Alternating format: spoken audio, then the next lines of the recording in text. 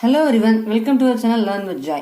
இன்னைக்கு நம்ம chapter 4 special products and factorizationல progress 4.1 first question 11th subdivision பார்க்கலாம். 2x plus 3y into 3x plus 2y இதோட product நம்ம கண்டுபிடிக்கணும். அதை எப்படி நம்ம கண்டுபிடிக்க போறோம் அப்படின்னா இப்போ இது first term, இது second term. இதுல 2 elements இருக்கு. இப்போ first termல இருக்க first element எழுதிக்கிறேன். இது கூட நம்ம second full elementையும் எழுதிக்கலாம். plus இப்போ அந்த செகண்ட் டேர்ம் 3y இன்டூ திரும்ப அதே 3x plus 2y எழுதிக்கணும்.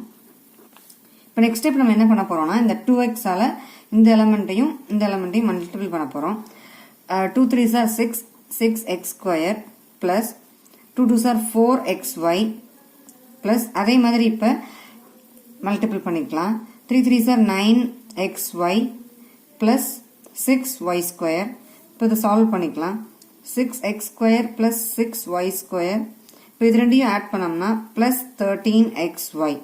அப்போ 2x plus 3y into 3x plus 2y equals 6x square plus 6y square plus 13xy.